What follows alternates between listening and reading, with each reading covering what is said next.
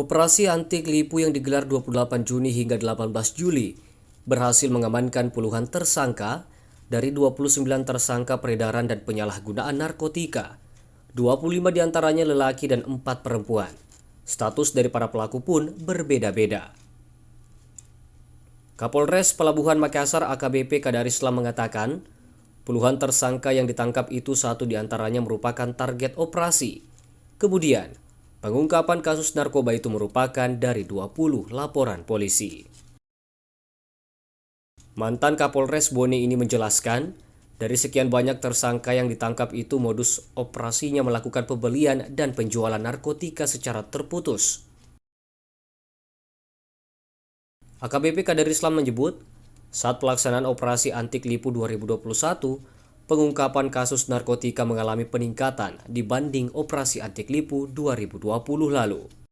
AKBP Kadarislam menjelaskan, adapun barang bukti yang berhasil disita saat operasi antik 2021, jenis sabu 8,1 gram, ganja kering 160,5 gram, dan tembakau gorila 0,01 gram. Penangkapan tahun ini mengalami kenaikan 10% dibanding tahun lalu. Operasi antik yang bisa kami ungkap ya dibandingkan tahun lalu ada satu kasus yang bisa ada satu kasus kenaikan untuk di tahun 2021. Tapi sampai saat ini kita bisa ungkap 245 gram lebih untuk jenis sabu, untuk jenis sintetis, untuk daftar G nihil. Nah, untuk kasus yang selesai, ini rekan-rekan sekalian yang bisa kami sampaikan ya untuk sisa 25 yang masih dalam bandar dan pengedar.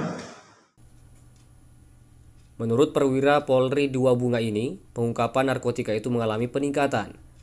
Tapi tidak ada kaitan dengan pandemi. Namun, selagi ada keinginan, maka makin tinggi peningkatan narkoba di lapangan. Tim Liputan, Selebes TV.